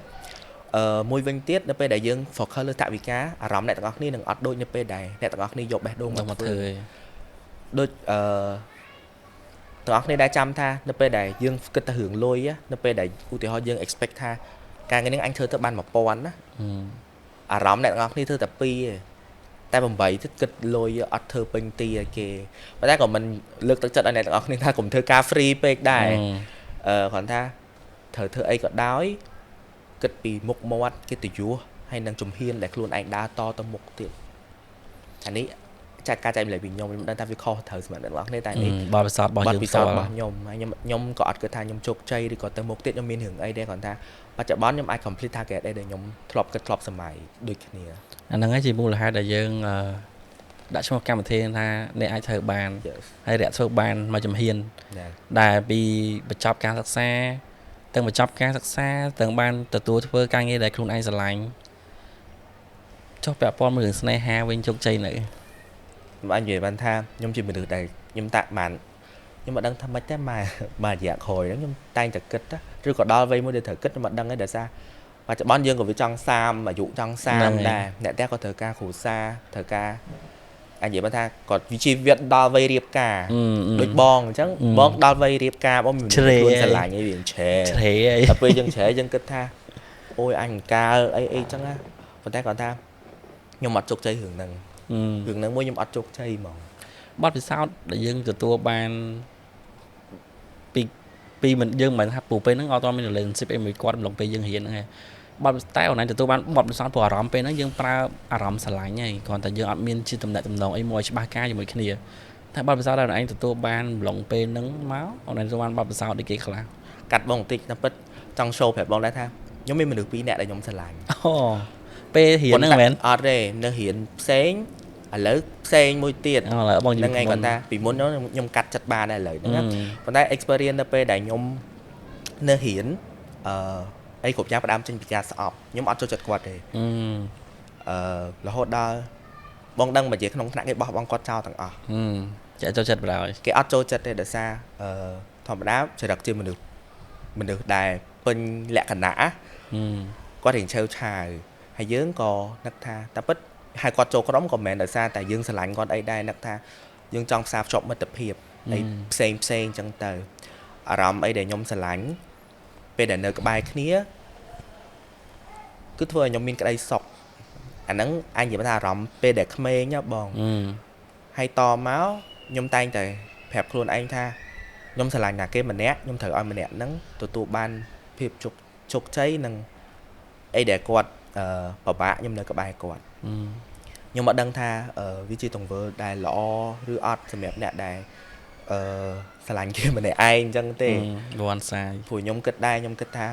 it just one side ដល់ឥឡូវនៅពេលដែលខ្ញុំផ្ដោតក្តីស្រឡាញ់ឲ្យគាត់តែម្នាក់ឯង6ឆ្នាំរហូតដល់ខ្ញុំរៀនចប់បែកគ្នា6ឆ្នាំពី2018រហូតដល់2023 yes តែយើងដឹងហើយថាយើងអត់អាចទៅរួចមួយគ្នាទេទីមួយគឺលក្ខខណ្ឌគ្រួសារទីពីរគឺគេក៏មិនអាចទទួលយកយើងបានដែរប៉ុន្តែខ្ញុំនៅក្បែរគាត់ក្នុងនាមថាខ្ញុំចង់ខ្លាចជាផ្នែកមួយនៃភាពជោគជ័យរបស់គាត់ហើយខ្ញុំគិតថាខ្ញុំអត់ដឹងថាភាពជោគជ័យដែលគាត់មាននៅក្នុងសាកលវិទ្យាល័យហ្នឹងណានឹងគាត់ចង់ចាំយើងអត់នៅថ្ងៃមុខទេប៉ុន្តែខ្ញុំត្រូវតែធ្វើឲ្យគាត់មានភាពជោគជ័យហើយនឹងចងចាំយើងនៅថ្ងៃណាមួយប៉ុន្តែcònរឿងដែលខ្ញុំខូចចិត្តបំផុតហ្នឹងនៅថ្ងៃមួយដែលហើយបងដឹងមកចេះខួបកណាត់គាត់រាល់ឆ្នាំ I always being the first wish សម្រាប់គាត់ហើយតែងតែមានអីតិចតួចគាត់ក៏អញ្ចឹងដូចគ្នាទៅវិញទៅមកសួរសុខទុក្ខគ្នាញ៉ាំអីនៅធ្វើការឲ្យមនុស្សពួកខ្ញុំចង់ឲ្យគ្នាល្អនៅតែពេលណៃធ្វើខអញ្ចឹងគាត់តែងតែប្រាប់ណៃដែរទៅវិញទៅមកគាត់ចង់ហើយ shout out បកទៅការងារខ្ញុំវិញតែពិតគាត់គឺជាមនុស្សម្នាក់ដែលខ្ញុំចង់ឲ្យ complete ក្តីសម័យខ្ញុំដូចឥឡូវហ្នឹងមែនតើគាត់ជាផ្នែកធំដែលចង់ឃើញខ្ញុំជោគជ័យដល់ឥឡូវប៉ុន្តែខ្ញុំមិនដឹងថាគាត់ចាំពាក្យសម្ដីដែលគាត់និយាយនឹងអត់ណាចាំបានថាអ្នកក្នុងថ្នាក់ជំរុញថាអត់ឲ្យពួកខ្ញុំបន្តតំណតំណងមួយហ្នឹងទៀតទេមានថ្ងៃមួយគេឲ្យគាត់ចូលក្រុមសោះពេលហ្នឹងចូលថ្នាក់ឆ្នាំទី4មកថ្នាក់គឺគេអត់ឲ្យគាត់ចូលក្រុមសោះបើមាន2អ្នកខ្ញុំគឺសុំបែកមួយហើយបងដឹងស្រាប់ពេលដែលការងារសាលាខ្ញុំត្រូវធ្វើខ្លួន2សារណាថាវាពិបាកប៉ុន្តែវាតែម្ដងឯណាបងពេលដែលឆ្នាំទី3ទី4ហ្នឹងរត់តែពិបាកអ្នករៀន Aztec នៅ Norton ដឹងហើយខ្លួនខ្ញុំមួយ subject 6មុខខ្ញុំត្រូវធ្វើ6គុណនឹង2ឡើង12 concept 12មុខតែខ្ញុំធ្វើបានពីមួយឆ្នាំទៅមួយឆ្នាំខ្ញុំធ្វើឲ្យជោគជ័យទាំងអស់គ្នារហូតដល់ចូលឆ្នាំទី5ហ្នឹងក៏គេនៅតែអត់ឲ្យចូលក្រុមដែរហើយខ្ញុំធ្លាប់មានភាសាអីដែលខ្ញុំពិបាកខ្លាំងបំផុតហ្នឹងគឺគ្រប់គ្នាចង់ឲ្យខ្ញុំផ្ដាច់តំណែងពីគាត់តែខ្ញុំសំដែងធ្វើជាផ្ដាច់តំណែងជាមួយគាត់ទាំងដែលការពិតអត់ទេពួកខ្ញុំធ្វើឆ្លោះគ្នា2ខែដើម្បីអ្នកក្នុងថ្នាក់សប្បាយចិត្តហើយគិតអីចឹងណាប៉ុន្តែហើយបានពេលហ្នឹងយើងត្រូវស្ដាប់តាមការសម្រេចចិត្តរបស់គេទាំងដែលអារម្មណ៍ហ្នឹងជាអារម្មណ៍របស់ខ្លួនឯង2អ្នកក្តីសុខរបស់ខ្លួនឯង2មិត្តភក្តិខ្ញុំអត់ចង់ឃើញខ្ញុំទឹកភ្នែកគេមើលឃើញអនាគតថ្ងៃក្រោយទៅមិនចឹងស្ថាបត្យករទាំងអស់នៅ Norton ដឹងហើយអ្នកសិស្សនិស្សិតអីហ្នឹងថាការងារខ្លួនឯងការងារសាលាមិនគេមានម៉ាកេតគេមានប្លង់គេមានកាត់ poster អីចឹងណាព្រឹកឡើងខ្ញុំធ្វើការងារខ្លួនឯងយប់ខ្ញុំធ្វើការងារគាត់ធ្វើបានណាបងធ្វើបានហ្នឹងខ្ញុំសប្បាយចិត្តគ្រប់ពេលដែល result ជោគជ័យទាំងអស់គ្នាខ្ញុំសប្បាយចិត្តមកហ្នឹងថ្ងៃដែលមួយដែលខ្ញុំអត់ដែរប្រាប់គាត់ទេថាហ្នឹងថ្ងៃដែលចិត្តចប់មែនតើណាខ្ញុំសោកសៅបំផុតដោយសារខ្ញុំគិតថាគេចប់ហើយគេអាចនឹងបោះបង់យើងព្រោះអ្នកក្នុងថ្នាក់ធ្លាប់ប្រាប់ដែរថាគេក៏មិនអាចបន្តមួយយើងឯងបានដែរទោះរៀនចប់ក៏គេមិននៅមួយយើងដែរតែយើងដឹងហើយខ្ញុំចឹងបានខ្ញុំប្រាប់ថាខ្ញុំប្រើពេលទាំងអស់ដែលខ្ញុំនៅក្បែរគាត់ហ្នឹងខ្ញុំកាត់ចិត្តម្ដងតិចដើម្បីនឹកថាថ្ងៃក្រោយគេនឹងអាចមានគ្រួសារគេរៀងបញ្ចប់ហើយតែឥឡូវដល់មែនតែគាត់ថាហ្នឹងក្តីបំណងប្រាថ្នាបានជោគជ័យណាអាហ្នឹងគេជោគជ័យមួយហើយខ្ញុំឲ្យគាត់ជោគជ័យដោយស្នាមញញឹមជោគជ័យដោយក្តីសុខពួកខ្ញុំធ្លាប់មានរឿងមួយដែលពេលហ្នឹងតែពិតពួកខ្ញុំចាប់ឲ្យទៅរាប់អាននេះធម្មតាតែពេលហ្នឹងដូចជាគាត់កំហឹងក្រោតអីមិនទេតែក៏វាយយើងដែរគ្រាន់តែស្រែកកំហុកហើយច្រើនខ្ញុំទុំច្រាំង ឆ្លោះគ្នាទៅត្រូវគ្នាទៅហើយនេះវិញទេត្រូវគ្នាហ្នឹងដោយសារខ្ញុំគិតថាអារម្មណ៍ខ្ញុំក៏មិនអាចស្អប់គេបានដែរណាមួយយើងគិតថាខ្ញុំកាត់ចិត្តបានច្រើនហ្មងអញ្ចឹងខ្ញុំឡើងគិតពីគាត់ទេគាត់ក៏ជោគជ័យធម្មតាមនុស្សម្នាក់ៗយើងអាចអោបកសោបបាននេះនៅពេលដែលយើងហ៊ានដោះលែងយើងដោះលែងគេទៅជាពិសេសដោះលែងមនុស្សដែលយើងស្រឡាញ់ទៅរកមនុស្សដែលគេស្រឡាញ់តែគាត់ថាខ្ញុំអត់ជោគជ័យរឿងហ្នឹងទេរហូតមកដល់ឥឡូវខ្ញុំមានមនុស្សដែលខ្ញុំស្រឡាញ់ផ្សេងទៀតតែក៏គេអត់ស្រឡាញ់យើងដូចគ្នាវ៉ាន់សាយមួយទៀតណាអានោះយើងដោះវាសនាហើយ6ឆ្នាំហ្នឹងណាឥឡូវគេវ៉ាន់សាយមួយទៀតតែគេមានសង្សារហើយមីកោណា Yes តែទាំងអស់គ្នាឃើញហ៎បងកញ្ញាប្រកាសលើឆាកអីហ្នឹងណាហ្នឹងរឿងពិតមែនហើយគេជូនសង្សារគេមកមើល concert ហ្នឹងមែនដូចជាគេមកពេលកោះពេជ្រទេព្រោះពេលលឺបងកញ្ញាក៏និយាយថាបាត់ដំបងអត់ទេតែកំពុងចាំគាត់នៅមុខឆាកហ្នឹងហ្មងថាក្រាស់គេជូនសង្សារគេមកអាហ្នឹងកំពេញចឹងតែបាត់ដំបងដូចជាអត់ក៏បានទៅមើលតែគាត់ទៅមើលកំពុងចាំគឺមានភាពក្លាហានណាពេលហ្នឹងពេលគាត់ប្រកាសហ្នឹងចង់យំលើឆាកតើហើយយើងខ្លាចបងខ្ញុំស្រឡាញ់ណាស់គេម្នាក់ខ្ញុំខ្លាចបាត់បង់គេខ្ញុំខ្លាចបាត់បង់គេទៅជារឿងខ្លះដែលយើងគិតថាគេអត់ត្រូវខឹងតែយើងគិតថាគេខឹងអីចឹងក៏មានដែរណាតែក៏តាមលួងគេសុំទោសគេដែរក៏ shot out ទៅវីដេអូហ្នឹងដែរបើឃើញវីដេអូហ្នឹងកុំ block ខ្ញុំកុំជប់រាប់អានខ្ញុំព្រោះពួកខ្ញុំអាសាយអាក់គ្នាអាសាយ block អាន block អត់ទេអត់ដែរ block គ្នាតែអាសាអត់យកគ្នាពេលខ្លះតែក៏ហ្នឹងហើយមនុស្សខ្ញុំស្រឡាញ់ណាគេខ្ញុំចង់ឃើញគេមានក្តីសុខទោះគេអត់ទទួលយកខ្ញុំជាអ្នកណាក៏ដោយម្យ៉ាងខ្ញុំដឹងដែរថាសម្រស់យើងក៏វាមិនស្អាតមិនអីដែលគេចង់បានហើយតែក៏យើងនៅតែស្រឡាញ់គេទម្លាប់អាក្រក់របស់ខ្ញុំមួយនៅពេលដែលខ្ញុំស្រឡាញ់អ្នកគេម្នាក់ខ្ញុំអត់អាចទទួលយកអ្នកណាម្នាក់ចូលក្នុងជីវិតខ្ញុំបានទោះគេស្រឡាញ់ខ្ញុំខ្លាំងប៉ុណ្ណាក៏ដោយបើថាមានខ្ញុំសុខចិត្តបែបហ្នឹងមានម្នាក់ហើយគឺអត់តែមានមួយហើយគឺអត់ទេហើយរាល់ថ្ងៃហ្នឹងក៏មិនមែនថាយើងអត់មានអ្នកតាមឬក៏អត់មានជំរឿសមានប៉ុន្តែខ្ញុំមិនអាចជ្រើសជំរឿសដែលគេរើសខ្ញុំបានដោយសារខ្ញុំត្រូវតែរើសគេខ្ញុំត្រូវតែស្រឡាញ់គេវ៉ាន់សាយអញ្ចឹងវាអញ្ចឹងវាអញ្ចឹងបើថាខ្ញុំជោគជ័យរឿងការងាររឿងរៀនសូត្ររឿងអីផ្សេងប៉ុន្តែរឿងនៅមួយគឺសុំ say no ហ្មងបងគាត់ថាគង់មានថ្ងៃដល់ពេលវេលាណាមួយឯងព្រោះបងគាត់ថា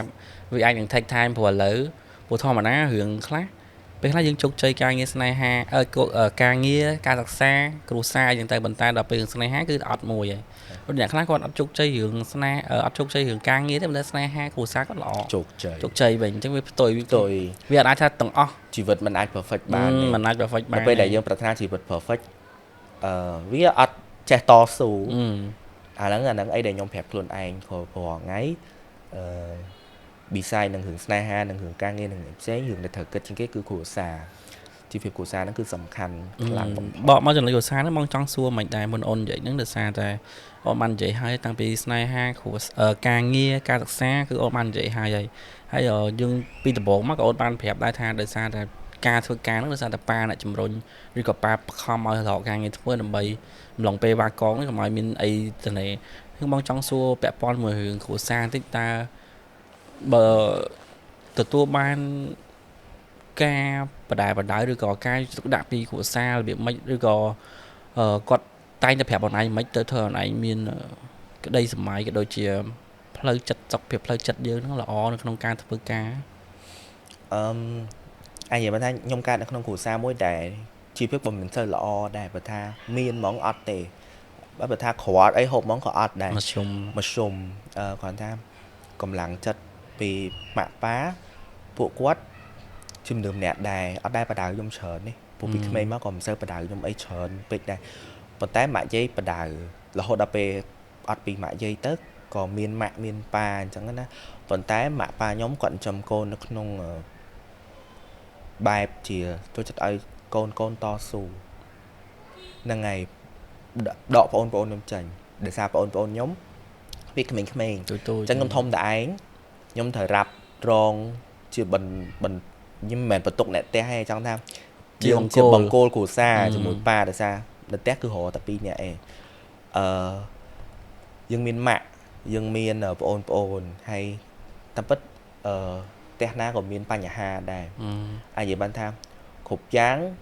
យើងអត់អាចប្រាថ្នាថាជីវភាពយើងនឹងល្អរហូតទេយើងត្រូវតែមានពេលណាមួយដែលគ្រួសារដួលឬក៏ជួបវិបត្តិអញ្ចឹងនៅក្នុងពេលដែលគ្រួសារដួលជួបវិបត្តិហ្នឹងគឺធ្វើឲ្យផ្លូវចិត្តយើងហ្នឹងកាន់តែរឹងមាំមិនមែនថារឹងមាំដល់ថ្នាក់យើងស៊ូវាបានទេ កម្លាំងចិត្តនៃការខិតខំប្រឹងប្រែងរកលុយដើម្បីមនុស្សដែលយើងស្រឡាញ់នៅក្នុងគ្រួសារហ្នឹងគឺរត់តែសំខាន់ដោយសារអីពាក្យតែខ្លាចបាត់បង់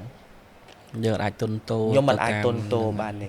ទោះចរិតលក្ខណៈយើងបែបណាក៏យើងនៅក្នុងផ្ទះជាបកគោគ្រួសារមួយជាអ្នកដែលក្នុងគ្រួសារអាចពឹងពាក់បាន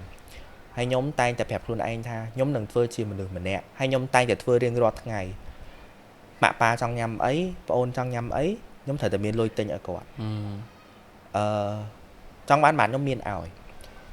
យតែយកទៅធ្វើអីដែលត្រឹមត្រូវហើយខ្ញុំនឹងធ្វើបែបហ្នឹងដោយសារតែពីក្មេងយើងចង់ញ៉ាំអីម៉ាក់យើងទិញឲ្យប៉ាយើងទិញឲ្យម៉ាក់យាយទិញឲ្យលោកតាទិញឲ្យអញ្ចឹងពេលដែលពួកគាត់ឃ្លានឬក៏ពេលដែលពួកគាត់អីគឺយើងត្រូវទៅទិញឲ្យហើយមួយវិញទៀតខ្ញុំត្រូវតែនិយាយពាក្យមួយម៉ាត់ថាគ្រួសារគឺលេខ1ហ្មងសុំអ្នកទាំងអស់គ្នាគិតថាគ្រួសារសំខាន់ជាងគេទាំងអស់សុំទាំងអស់គ្នាធ្វើតាមគ្រួសារមានអ្នកណាគេចង់ឲ្យកូនអាក្រក់អីដូចខ្ញុំបកទៅពេលដែលប៉ាខ្ញុំបខំឲ្យខ្ញុំទៅធ្វើការអត់អាក្រក់អីបកមក7-10ឆ្នាំមកក្រោយនេះវិញខ្ញុំគិតថាអីពេលដែលគាត់ដឹងខ្ញុំហ្នឹងណាគឺធ្វើឲ្យខ្ញុំរឹងមាំខ្លាំងខ្ញុំចេះរកលុយខ្ញុំយកលុយហ្នឹងមកជួយអ្នកផ្ទះទោះមិនបានច្រើនក៏វាបានតិចតួចខ្ញុំរឹងមាំខ្ញុំអាចធ្វើការបានដល់ឥឡូវដោយសារតែពេលហ្នឹងអញ្ចឹងការដែលខឹងគាត់ពេលណាក៏ទាំងអស់គ្នាកុំខឹងគាត់ដែរយើងមានគ្រួសារថាធម្មតាទេយើងអាចកំងជីវិតយើងបានទេយើងអាចប្រាប់យមរាជយមបាលថាយើងកើតមកនៅក្នុងជីវិតអ្នកមានហើយសូលយឆាយចង់បានអីបានហ្នឹងឯងយើងអាចកំងជីវិតយើងបានទេបងត្រូវអញ្ចឹងចេះឆ្នៃជីវិតខ្លួនឯងហើយជីវិតយើងកើតមកអាស្រ័យការតម្រង់ផ្លូវពីគ្រួសារអញ្ចឹងគ្រួសារសំខាន់ដូចខ្ញុំបានប្រាប់ថាពេលដែលគ្រួសារតម្រង់ផ្លូវយើងចេះតស៊ូយើងចេះខំដោយខ្លួនឯងយើងធ្វើនឹងបានអ្នកខ្លះបដ ாய் កូនឲ្យខូចអីចឹងណាអាហ្នឹងក៏វាជាផ្នែកមួយដែលតម្រង់ទិសដៅកូនដែរអញ្ចឹងបានថាការដែលយើងតស៊ូផ្លូវចិត្តរឹងមាំសូមយកអស់ហ្នឹងមកគិតហើយមួយវិញទៀតពេលដែលអ្នកទាំងអស់គ្នាខ្លាចជាបកគោលគ្រួសារឬក៏ជាអ្នកដែលគ្រួសារពឹងផ្អែកបានកុំគិតថាយើងមានលុយយើងជន់ឈ្លីឪពុកម្ដាយអានេះក៏សំខាន់ដែរហើយការដែលយើងដឹងគុណម្ដាយឪពុកយើងទិញអីឲ្យគាត់យើងជូនលុយគាត់ណាបានផលវាពិតជារឿងសំខាន់ដែរដែលគេនិយាយថាកូនពេលដឹងគុណឪពុកម្ដាយគឺអត់សយត់ណាហ្នឹងយើងតែងតែលឺខ្ញុំតែងតែលឺហើយខ្ញុំតែងតែធ្វើពេលដែលយើងចង់បានអីបានហ្នឹងមែន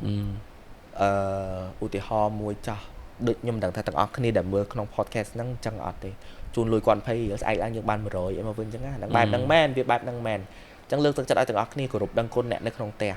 ហើយសូមអ្នកទាំងអស់គ្នាត្រូវចាំថាពាក្យដែលអ្នកទាំងអស់គ្នាទៅប្រើនៅក្នុងផ្ទះ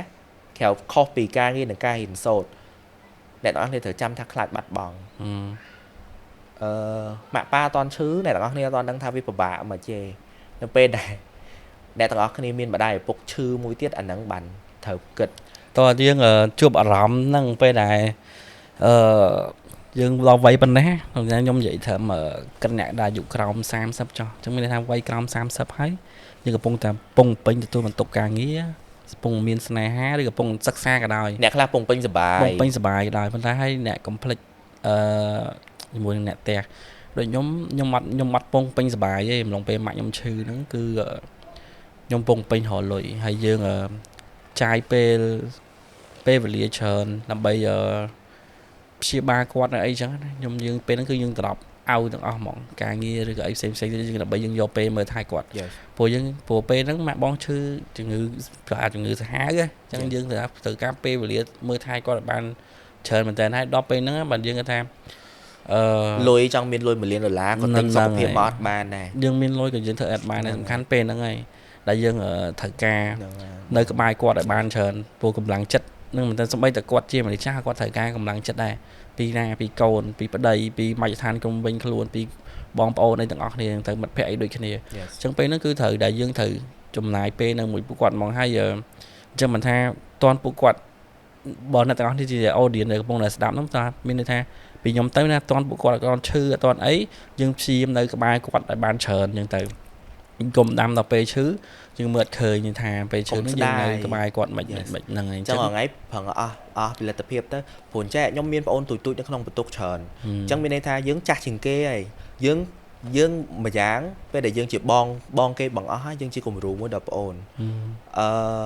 ទាំងអស់គ្នាត្រូវធ្វើសកម្មភាពអស់ហ្នឹងឲ្យបងអូនយើងមើលឃើញយើងកុំគិតថាចាំតែពួកគាត់បាត់បង់ម្ដាយឬក៏ពុកម្នាក់ណាមួយក្នុងគ្រួសារចាំយើងធ្វើទាំងវើអស់ហ្នឹងវាហួសពេលហើយអញ្ចឹងត្រូវចងចាំពាក្យថាអ្នកដែលខ្លាចបាត់បង់គឺនឹងចេះថែរក្សាហើយពេលដែលអ្នកទាំងអស់គ្នាជោគជ័យអ្នកដែលនៅក្បែរអ្នកទាំងអស់គ្នាមុនគេគឺម្ដាយឪពុកយើងនិងគ្រួសារយើងមុនគេអត់មែនមិត្តភ័ក្តិឬក៏មិនមែនអីទេមួយវិញទៀតពេលខ្លះគ្រួសារយើងដោយគ្រួសារយើងហ្នឹងណាអ្នកដែលមើងងាយយើងឬក៏អ្នកដែលចាំសោចំអកយើងជាងគេហ្នឹងក៏ជាបងប្អូនដែរតែយើងមិនមែនបងប្អូនក្នុងគ្រួសារហ្នឹងឯងរបៀបចដូនមួយឬក៏អីចឹងណាតែអ្នកដែលសាទរនិងអ្នកដែលក្បែរអ្នកទាំងអស់គ្នាពេលពិបាកហើយកម្លាំងចិត្តដ៏ធំបំផុតគឺម៉ាក់ប៉ានិងបងប្អូនបកកើតរបស់យើងនេះអញ្ចឹងសនំពរឲ្យទាំងអស់គ្នាថាធ្វើការធ្វើចោះរវល់ចោះតែកុំភ្លេចមានពេលមួយគាត់អាហ្នឹងអីដែលខ្ញុំបកទៅ sometimes សម្រាប់គាត់ទៅគាត់រវល់ពេលខ្លះយើងធ្វើការហត់ណាបងលឺសលេងគ្រឿងពីពួកគាត់ណាសួរកូនញ៉ាំបាយនៅក៏យើងមានកម្លាំងចិត្តដែរអាហ្នឹងលេងរលងរហូតហ្នឹងបង Yes ចឹងថាវាអាហ្នឹងរឿងសំខាន់តែតែមានម៉ែតែមកញ៉ាំបាយនៅស្មោះហ្នឹងហើយនៅណានៅថតណាហ្នឹងអត់បានញ៉ាំបាយទេពេលខ្លះយើងគេពេលខ្លះយើងនៅយប់ឡើងអញ្ចឹងយើងគេលក់អញ្ចឹងយើងឆាតគាត់យើងឆាតអីមួយក្នុងក្រុមផ្ញើហុកអីចឹងទៅថាម៉ោង3ម៉ោង4ហើយអត់គេហើយស្មោះបាននេះបានអីចឹងគាត់បារម្ភយើងគេចឹងតែការងារយើងវាត្រូវតែអញ្ចឹងហើយយើងក៏យើងសប្បាយចិត្តដែរយើងមានម៉ាក់ប៉ាយើងមានយើងស្រឡាញ់គាត់បារម្ភសួរសុខទុក្ខពីយើងអញ្ចឹងណាតែខ្ញុំធ្លាប់មានរឿងធ្វើខុសមួយអាហ្នឹងក៏មិនមែនថាជាកំហុសដែរក៏អាចបាននិយាយបានថាខ្ញុំធ្វើការខ្ញុំរៀននឹងធ្វើការហ្នឹងរៀនត្រូវជំនាញអីគាត់ចង់បានដែរតែខ្ញុំធ្វើការអត់ចំជំនាញដែលខ្ញុំរៀនអញ្ចឹងអាហ្នឹងក៏ជាផ្នែកមួយដែរម៉ាក់ប៉ាខ្ញុំអត់សប្បាយចិត្តដែរតែគាត់ផ្លាស់ប្ដូររបត់គំនិតហ្នឹងនៅពេលដែលគាត់ឃើញយើងជោគជ័យតែអត់សម្រាប់អូនឯងមានវិបត្តិសារីអត់នៅពេលដែលអូនឯងរៀនខុសជំនាញហើយមកធ្វើការខុសជំនាញអញ្ចឹងរៀនខុសជំនាញអញ្ចឹងនិយាយថាតែរៀនហើយធ្វើការយើងវាខុសគ្នាអញ្ចឹងខុសដាច់ជាពីរដាច់ជាពីរហ្មងសម្រាប់ខ្ញុំ no អត់មានភាពវិបត្តិសារីអីទេត្រូវអត់ no សំបីតែបន្តិចប៉ុន្តែសប្ងៃបើឲ្យខ្ញុំទៅធ្វើការខាងប្លង់ទៀតក៏ខ្ញុំធ្វើបានយត់មកដោយសារអីចំណេះជំនាញគឺវានៅក្នុងខ្លួនយើងនៅដែលពាក្យមួយគេតែនិយាយពីក្មេងយើងតែថាពេលដែលយើងចេះទៅគុំចំណេះយើងនៅក្នុងខ្លួនយើងគេលួចអត់បានទេទ្រព្យសម្បត្តិលួចអីគេលួចបានប៉ុន្តែចំណេះហ្នឹងគេលួចអត់បានទេហើយបងដូចគ្នាមិនថាតែឯងបងដូចគ្នាខ្ញុំរៀនខាងវិស្វករអគ្គិសនីប៉ុន្តែខ្ញុំបានបដូរមកធ្វើជាថតតែវាខុសឆ្ងាយហ្មងបើថាបងរៀន graphic design ឬក៏រៀនពាក់ព័ន្ធជាមួយនឹង aesthetic អីក៏វារៀងស្តៀងគ្នាបន្តិចដែរប៉ុន្តែនេះវាខុសគ្នាឆ្ងាយដូចរឯងអញ្ចឹងបើរឯងឆ្ងាយបណ្ដោយឆ្ងាយដាច់ជាពីរដូចគ្នាតែសួរថារងឯងទៅធ្វើអានោះធ្វើបានទៀតវាខ្ញុំចង់ខ្លាចជាមនុស្សពួកជំនាញជាត្រង់នៅពេលដែលពួកជំនាញណាយើងមើលមកវាច្រើនមុខមែនប៉ុន្តែ it's okay ប៉ុន្តែមនុស្សហ្នឹងគឺយើងទៅណាក៏អត់តដែរអត់ដាច់បាយព្រោះយើងចេះតែយើងចេះច្រើនយើងទៅណាក៏ដាច់បាយដែរយើងរស់បានរហូត Yes ព្រោះអត់ផ្លូវនេះអត់ដើរយើងមានផ្លូវច្រើនដើរ Yes បងហើយអញ្ចឹងល្អបងឃើញចំណុចហ្នឹងដែលវរៈតស៊ូតាំងពីដើមមករហូតដល់ឥឡូវបងទៅសារអូនដែរហើយណាមួយបងឃើញអូនឯងសម្រេចបំណងប្រាថ្នាបងអូនឯងដែលបានធ្វើការមួយបញ្ញាអីចឹងតែហ្នឹងភាពជាក់ស្ដែងដែលបងឃើញយើងឃើញហ្មងព្រោះដំណើរជីវិតដែលអូនឯងចូលមកធ្វើការនៅមែនសារហើយអូនឯងតែថាឃើញស្រឡាញ់ idol គ្រប់ត្រ idol ថ្ងៃណាមួយគេថាចង់បានរួមការងារទេគ្រាន់តែគាត់ថាបានរួមការងារទេមិនដែលគាត់ថាបានទៅធ្វើការចិត្តគាត់គៀកគាត់ឬក៏ដូចជាមួយ Vidinet អីចឹងទៅយើងអត់ដែរនឹកស្មានថាអញ្ចឹងតែបងឃើញពីភាពប្រឹងប្រែងមកអូនឯងហើយអូនឯងហ៊ានបោះជំហានពីមួយទៅមួយពីមួយកន្លែងទៅមួយកន្លែងអូនឯងហ៊ានបោះជំហានទៅមានន័យថាពេលដែលយើងផ្លាស់ប្ដូរការងារម្ដងយើង take risk ព្រោះពេលខ្លះយើងអត់ដឹងថាអត់ដឹងត្រូវធ្វើអីទៅដល់យើងទៅដល់ហ្នឹងមិនដែរមជ្ឈដ្ឋានជុំវិញហ្នឹងមិនដែរធ្វើការមួយគេកើតអត់ប៉ុន្តែអូនឯងទៅដល់កន្លែងណាក៏មានគេស្រឡាញ់អាណិតគេបោយោបល់គេផ្ដល់ជំនាញរៀនអូនឯងតាំងពីដើមមកអញ្ចឹងអូនឯងមានពាក្យពេចន៍អីចង់និយាយទៅកាន់អ្នកទាំងអស់គ្នាដែលតែងតែតាំងពីដើមដល់អូនឯងបោះជំហានចេញមកធ្វើការហ្នឹងបងចង់ឲ្យអូននិយាយទី1ទៅកាន់ប៉ាម៉ាក់ទី2ទៅកាន់អ្នកដែលធ្លាប់ផ្ដល់ឱកាសការងារអូនឯងហើយទី3ទៅកាន់មនុស្សដែលអូនឯងចង់សោតឲ្យឬក៏ចង់អរគុណទៅពួកគាត់ខ្លាំងជាងគេចឹងជាដំបូងអរគុណដល់បងរិចម្ចាស់ Menza អ្នកដែលផ្ដល់ឱកាសការងារឲ្យខ្ញុំនៅក្នុងវិស័យ production និង creative ដំបូងបំផុតតែជាអ្នកដែល ឲ្យលុយខ្ញុំរៀនបដាធ្វើការបដាអាហ្នឹងគាត់ផ្ដល់ឱកាសច្រើនមែនតើពេលខ្លះ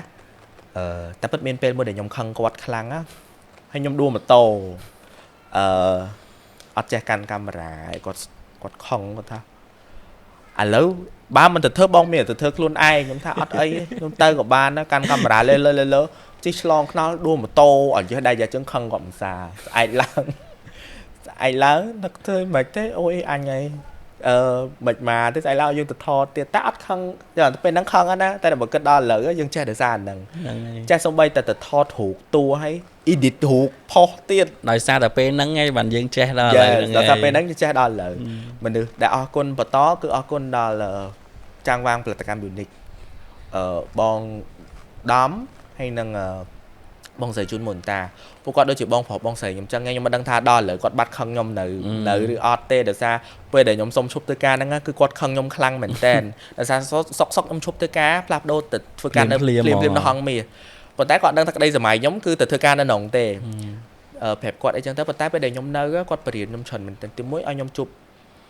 មនុស្សដែលប្រកែល្បីច្រើនទីពីរសម្រាប់ក្តីបំណងហើយយកអា skill ដែលខ្ញុំធ្វើការនិង experience ដែលធ្វើការនៅក្នុងផលិតកម្មហ្នឹងមកធ្វើដល់ហងមាសរាល់ថ្ងៃហ្នឹងអញ្ចឹងខ្ញុំចេះពីនឹងខ្លាំងមែនតែមានន័យថា 80% នៃការងារនៅក្នុងដែលធ្វើអនុវត្តដល់ឥឡូវហើយពួកគាត់ទុកចិត្តយើងពួកគាត់ផ្ដល់ឱកាសការងារឲ្យយើងច្រើនមែនតែនជួបមនុស្សអស្ចារ្យជួបម្ចាស់ក្រុមហ៊ុនធំច្រើនអរគុណបន្តមកទៀតហ្នឹងអរគុណខ្លួនឯងកុំភ្លេចអរគុណខ្លួនឯងត្រូវហ៎ខ្លួនឯងសំខាន់បើខ្ញុំបោះបង់ចោលខ្លួនឯងម្លេះខ្ញុំសម្រាប់ខ្លួនយូរហើយត្រូវគិតអញ្ចឹងវិញហើយខ្ញុំតែងតែប្រាប់ខ្លួនឯងថារឹងមាំឡើងពេលដែលជួបបញ្ហាស្អែកមានថ្ងៃថ្មីស្អែកមានដង្ហើមថ្មីយើងជួបរឿងអីថ្មីទៀតហើយតែក៏ដល់ឥឡូវមិនគិតថាផ្លូវចិត្តខ្ញុំរឹងមាំខ្លាំងដែរគ្រាន់តែខ្ញុំឲ្យដំបូងមានទាំងអស់គ្នាហ្នឹងមានន័យថាខ្ញុំ sharing experience នៃការបាក់ទឹកចិត្តអ្នកណាក៏ធ្លាប់បាក់ទឹកចិត្តដែរអញ្ចឹងមានន័យថាខ្លួនឯងហ្នឹងគឺកម្លាំងចិត្តសំខាន់ដែលត្រូវនៅក្បែរខ្លួនឯងបន្តមកពីអរគុណខ្លួនឯងគឺខ្លួនឯងតែងតែក្បែរខ្លួនឯងនឹងឲ្យខ្លួនឯងជោគជ័យពីមួយជំហានទៅមួយជំហានទោះមិនជោគជ័យខ្លាំងទោះមិនសល់លុយវល់លៀនដូចគេតែខ្ញុំឲ្យជីវិតខ្ញុំឆ្លងកាត់ទឹកក្តៅទឹកត្រជាក់តបៅភាពកក់ក្តៅច្រើនមែនតើគឺខ្ញុំនៅក្បែរខ្លួនឯងបើខ្ញុំចោលខ្លួនឯងប្រហែលខ្ញុំស្លាប់យូរហើយអាហ្នឹងខ្ញុំអីដែលខ្ញុំឲ្យកម្លាំងចិត្តខ្លួនឯងអ្នកខ្លះធ្វើការហត់ណាពេលខ្លះដូចបងអញ្ចឹងធ្លាប់ធ្វើការហត់បាក់ឡានមកផ្ទះឬក៏ជិះម៉ូតូមកផ្ទះយំក៏មានដែរណាយើងហត់ពេកតែយើងនៅសល់ខ្លួនឯងតាពេលដែលបាត់បង់ខ្លួនឯងអានឹងមិនពិបាកអ្នកទាំងអស់នេះពិបាកថាដឹងរហូតទិសដៅទៅណាហើយចាំទៀតខ្ញុំ share នៅពេលដែលអ្នកទាំងអស់នេះបាត់បង់ខ្លួនឯងហ្នឹងនឹងជួបរឿងអីខ្លះអ្នកទី3ដែលខ្ញុំអរគុណគឺគ្រួសាររបស់ខ្ញុំបើខ្ញុំអត់មានគ្រួសារអត់មានធនធានពីគ្រួសារទេជីវិតខ្ញុំអត់ដល់ដំណាក់កាលហ្នឹងទេពួកគាត់បរៀនកូនទោះថាគាត់ពិបាកមិនក៏យើងអត់ដឹងណាគាត់លាក់អារម្មណ៍គាត់យកលុយឲ្យយើងរៀនរហូតដល់រៀនចប់ទោះបីជាគាត់អាចជួយអីយើងបានច្រើនដូចកូនគេអ្នកមានដតីដែរប៉ុន្តែគាត់ឲ្យកូនសម្រាប់ក្តីប្រាថ្នាទោះព្រឿងខ្លះគាត់អត់ពេញចិត្តតែគាត់នៅតែបំពេញចិត្តឲ្យកូនធ្វើដោយសារក្តីស្រឡាញ់របស់កូនចឹងដល់ឥឡូវក៏អរគុណគាត់ដែរដោយសារខ្ញុំដឹងថាខ្ញុំធ្លាប់ធ្វើកោះដែលខ្ញុំមិនអាចធ្វើអីតាមក្តីសម័យរបស់ពួកគាត់បងតែខ្ញុំអាច finish ក្តីសម័យខ្ញុំប៉ុន្តែបច្ចុប្បន្នក៏យើងធ្វើគាត់ proud បច្ចុប្បន្នធ្វើគាត់ proud ដូចគ្នាអញ្ចឹងអរគុណដល់ប៉ាម៉ាក់ខ្ញុំហើយពេលខ្លះយើងនឹកថាក្តីស្រឡាញ់របស់ពួកគាត់ត្រូវបែងចែកដោយសារពួកគាត់កូនមានបុត្រច្រើនអញ្ចឹងគាត់ត្រូវបែងចែកពីម្នាក់ទៅម្នាក់ប៉ុន្តែខ្ញុំអត់ដែលមានអារម្មណ៍របស់នឹងក្នុងខ្លួនទេណាបងយើងលែងមានអារម្មណ៍នេះហើយព្រោះដោយសារតែបងប្អូនណៃនៅទូអញ្ចឹងណៃធំជាងគេអញ្ចឹងដូចយើងរឹងមាំបានយើងរឹងមាំហើយអញ្ចឹងអត់ចិត្តឲ្យគាត់ចែកក្តីស្រឡាញ់នឹងឲ្យបងប្អូនទៅអរគុណបន្តអរគុណដល់មនុស្សដែលយើងធ្លាប់ស្រឡាញ់ដែលជាកម្លាំងចិត្តរបស់យើងធំខ្ញុំមិនដឹងថាគេគ្រប់គ្នាគិតដូចខ្ញុំអត់ទេខ្ញុំក៏អត់គិតថាស្នេហាសំខាន់ដែរប៉ុន្តែរឿងអស់ហ្នឹងគឺជាកម្លាំងចិត្តមួយផ្នែកដែលជួយឲ្យយើងដើរទៅមុខដូចគ្នាអញ្ចឹងពួកគាត់ក៏ជាកម្លាំងចិត្តរបស់យើងដែរអញ្ចឹងបានថាពេលដែលអ្នកទាំងអស់គ្នាសំណាងអ្នកទាំងអស់គ្នាមានមនុស្សដែលស្រឡាញ់ទៅមកប៉ុន្តែនៅពេលដែល one side love សូម្បីតែអ្នកទាំងអស់គ្នាទទួលបានពាក្យញ៉ាំបាយនៅឆាប់គេងទៅខ្ញុំបារម្ភឬក៏កុំគេងយប់ជ្រៅពេកក៏អ្នកទាំងអស់មានកម្លាំងចិត្តដែរអញ្ចឹងអានឹងជាកម្លាំងចិត្តមួយដូចខ្ញុំធ្លាប់ប្រាប់អ្នកទាំងអស់គ្នាខ្ញុំស្រឡាញ់មនុស្សម្នាក់6ឆ្នាំហ្នឹងណាដោយខ្ញុំបំពេញឲ្យគាត់ជោគជ័យហ្នឹងដោយសារក្តីស្រឡាញ់របស់ខ្ញុំទោះបីជាវាមកខាងឬក៏ទោះបីជាយើងគិតថាយើងអាចតទៅមុខបានក៏វាជាកម្លាំងចិត្តមួយដ៏ធំនៅក្នុងការឆ្លងកាត់ឧបសគ្គអីផ្សេងដែរអរគុណចុងក្រោយអរគុណបងណែត we deny តាមពិតយើងនៅមួយគ្នាក៏មិនបានច្រើនឆ្នាំដែរគាត់ថាយើងខ្ញុំជាអ្នកគ្រប់គ្រងគាត់ហ្នឹងតាំងពីគាត់មិនទាន់ចូលហងមីហ៎តាំងពីដំបូងរហូតដល់ខ្ញុំខ្លាចជាអ្នកគ្រប់គ្រងផ្ទាល់របស់គាត់មួយរយៈហ្នឹងគឺយើងជួបរឿងច្រើនមែនតែនប៉ុន្តែគាត់ស្ដាប់យើងគាត់អីយើងអញ្ចឹងគាត់គឺជាបងស្រីយើងម្នាក់ដោយសារខ្ញុំអត់ដែលមានបងស្រីដែលស្និទ្ធស្នាលទេដោយសារយើងបងគេប៉ុន្តែខ្ញុំទទួលបានអារម្មណ៍ថាខ្ញុំមានបងស្រីដោយសារតែគាត់ពេលដែលខ្ញុំពិបាកចិត្តពេលដែលអត់ពួកខ្ញុំស៊ីអត់ស៊ីឃ្លានហ្មងយើងពេលខ្លះយើងឃើញថាភាពសុបាយលើឆាកអីចឹងតែយើងអត់ដឹងថានៅក្រុមឆាកគាត់ជួបរឿងអីឬក៏អីប៉ុន្តែពួកខ្ញុំនៅក្បែរគ្នាហ្នឹងក៏កម្លាំងចិត្តរបស់យើងមកផ្នែកដូចគ្នាហើយអរគុណគាត់ដែលតែងតែនៅក្បែរយើងពេលដែលយើងពិបាកស្ដាប់យើងពេលដែលយើងពេលដែលគ្រប់ពួកខ្ញុំជួបទុកអីចឹងពួកខ្ញុំនៅក្បែរគ្នាច្រើនចឹងហ្នឹងក៏កម្លាំងចិត្តមកផ្នែកដែរអញ្ចឹង4ផ្នែកហ្នឹងគឺសំខាន់សម្រាប់ខ្ញុំហើយដែលខ្ញុំចង់អរគុណនៅក្នុងកម្មវិធីបោះបងហើយចង់តទៅដល់វគ្គដែលយើងរកខ្លួនឯងលែងឃើញម្ដងថាវាពិបាកមិនចឹងបកត្រឡប់មកវិញចឹងមិញលឺអូននិយាយដែរថាអូនឯងថារកខ្លួនឯងឬក៏ពេលបាត់បង់ខ្លួនឯងហ្នឹងគឺធ្វើរបៀបមិនចឹងណាអូនឯងអាចចែកម្លែកបានទេម្លងពេលដែរអូនឯងជួបព្រឹងហ្នឹងគ្រប់គ្នាតែតែជួបព្រឹងអស់ហ្នឹងខ្ញុំថាអ្នកមានអ្នកក្រអ្នកកណ្ដាលគ្រប់ស្ទាប់វ័យតែតែមានរឿងហ្នឹងនៅជាប់ខ្លួនដែរជាពិសេសគឺយុវវ័យដែលកំពុងតែនៅក្នុងគេហៅថាវ័យបាក់ទឹកចិត្តវ័យធ្វើអីអត់ជោគជ័យអ្នកទាំងអស់គ្នានឹងរកខ្លួនអត់ឃើញនៅពេលដែលអ្នកទាំងអស់គ្នាលែងចង់ធ្វើអីទាំងអស់អ្នកណាក៏ដូចអ្នកណាដែលទោះជោគជ័យយ៉ាងណាសល់លុយយ៉ាងណាតែរកខ្លួនឯងលែងឃើញពេលហ្នឹងហើយគឺពិបាកពេលដែលអ្នកទាំងអស់គ្នារកខ្លួនឯងលែងគឺលែងចង់ធ្វើអីមកមានន័យថាការងារក៏លែងចង់ធ្វើខ្ញុំធ្លាប់មានពេល3ដងដែលខ្ញុំពិបាកខ្លាំងបំផុតតែសង្ខេបយកតែម្ដងទៅបានហើយគ្រប់យ៉ាងគឺអូខេអស់ហើយពេលដែលយើងបាក់ទឹកចិត្តយើងបាត់កម្លាំងចិត្តពីខ្លួនឯងនិងអ្នកជុំវិញខ្លួនហើយលែងចង់ធ្វើអីគឺខ្ញុំអត់ចង់ទៅធ្វើការហ្មងខ្ញុំធ្លាប់មានពេលម្ដងហ្នឹងលែងចង់ធ្វើការតែអត់ចង់ស្លាប់ទេទៅសើខ្លួនថាអត់ចង់ទៅធ្វើការធ្វើអីចង់នៅការលែងចង់ហ្នឹងហើយចង់មកកន្លែងគឺតែពីហូបដែលអស់នេះដឹងថាពេលដែល stress ខ្ញុំយល់អារម្មណ៍ពេលដែល stress ហូបហើយឡើងគីឡូលែងខ្វល់អីហ្នឹងគឺពេលដែលមនុស្ស stress ហើយអញ្ចឹងទាំងអស់គ្នាដែលជុំវិញខ្លួនកុំបន្ទោសខ្ញុំមកចង់ឲ្យអ្នកទាំងអស់គ្នាកើតអារម្មណ៍ទោះជាមិត្តភ័ក្តិអ្នកស្និទ្ធស្នាលឬក៏សាច់ញាតិអីក៏ដោយកុំបន្ទោសនៅពេលដែលពួកគាត់ជួបរឿងអស់ហ្នឹង